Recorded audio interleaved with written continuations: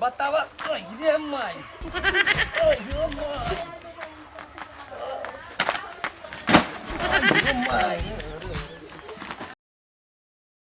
सब झाड़ झूठ मैं साफ करे बाबूजी आवत ने खिचड़ी लेके इतना जल्दी में सब काम खत्म कर लिए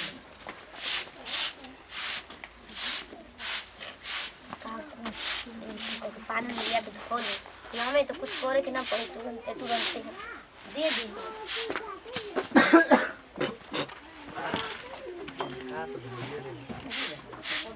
ए कबे देखते का कुल साफ सफाई करते रे कुछ कोन बात बा का।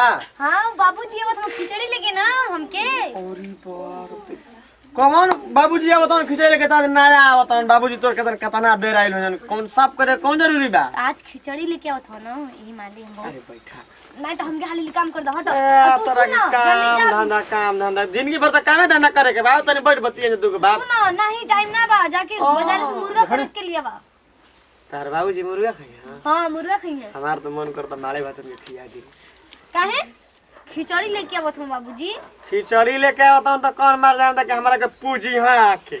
हां तो जल्दी जा मार्केट लेके आवा बाजार से। अच्छा तो मार्केट में जाए वाला नहीं थी सुन लो काहे अबे बहुत टाइम में पैसा के तने सकस्ती बता देना था दूसरे पे धले बड़ी का हम अब दे दे जल्दी से जा मार्केट से लेके आवा फूल चीज हम लिया के सुन तनी घर में बोलो रिचार्ज करके पैसा इतना पैसा ना बा बस मुर्गा लिया बस दे खाली मुर्गे भर पैसा बतोरा हां तोरा के जाए मैं चरावल पैसा का भइल इतना दिन ले रे जब वो गल आइन तो बाबूजी दहले ना पैसा। अच्छा बैठ ना बैठो अरे बैठा ना फिर बात वही बात अरे बहुत काम करे बा बाबूजी तो तैयारी कुल कर ली एकदम रोज रोज ऐसा ही काम करे के बा हम कहते हैं बैठते नहीं कि सुना तो रोज रोज इधर बाजार करे के रोज तो के करेला रोज रोज सुतर है तान के एकदम हम देखी ना।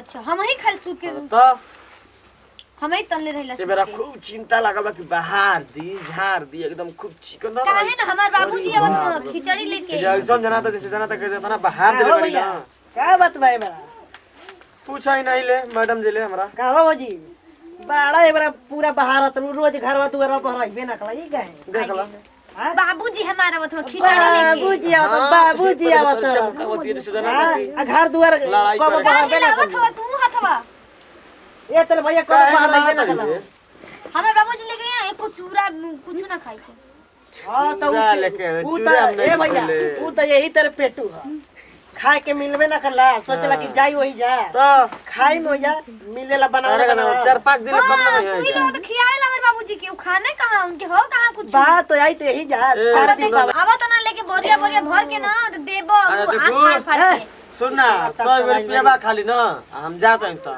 का का लिया बता दे मुर्गा लहसुन प्याज अरे बाप मुर्गा रे लहसुन गरम प्याज, मसाला। गरम मसाला हां बस बाबूजी खाते मुर्गा लहसुन प्याज गरम मसाला हाँ। 4 गो और कोई हितवा वाला तो बनबे ना ठीक है तो हम जाते हैं ना बनाई खिया अरे हम जाते हैं बाजार है ठीक है हां लिया लिया के खियावत नहीं रह ना हां जा हम जाती पानी में लिया के धोली जाई का आवत ना बाबू पूरा धके बना खियावत और 4 दिन 5 दिन रखे तू ऐसा जरूरत रह काहे के जगह नहीं रख 10 दिन औरी आइल बड़ो काहे ना करो बताओ एकरा में मैं केतना है भर के दे देले या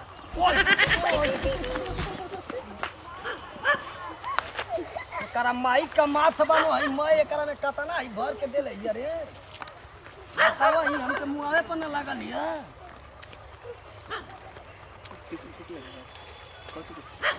आही रे माई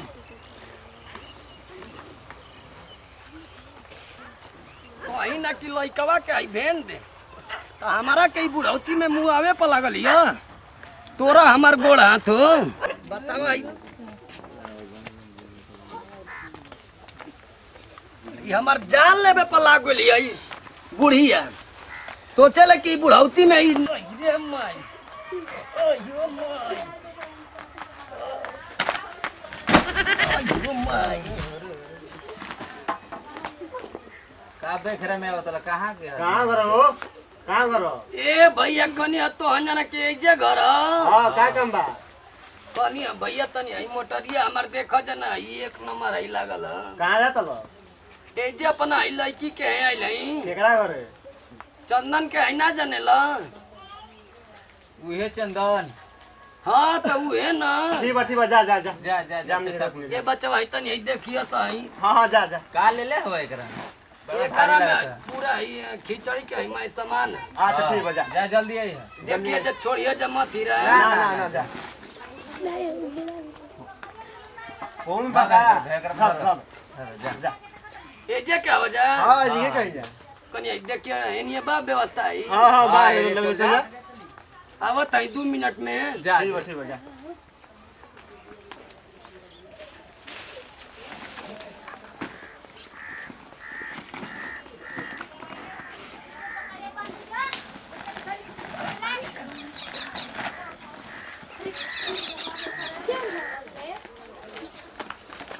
कितना मजा आ गया कब्बे कहला भूतन का।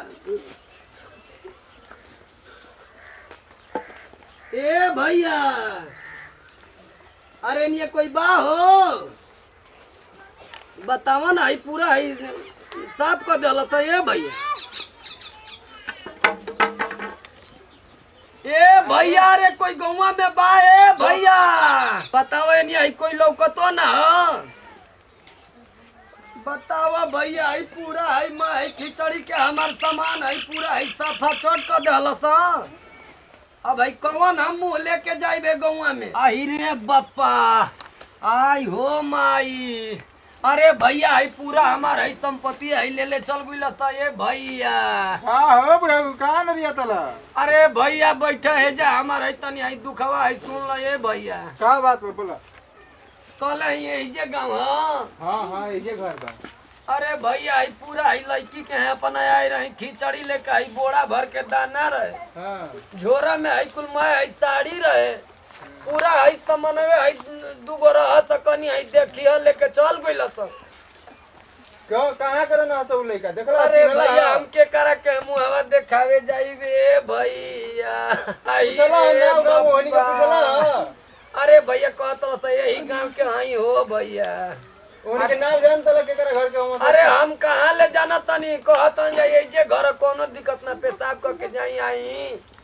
अब मैं आई आवे में हमर लेके आई फरार हो गइल सन। अब बताओ तो हम का करी बिना जानले पूछले का कहला कि छोड़ के चल गेला ह? जाए तो भैया अब का करब लड़की के अब तो यही तरह जाए भाई बेइज्जत न होके के ह। कतना दिन पता है खिचड़ी लेके आईनी है। के हौ चंदन के घरवा के हुआ तू?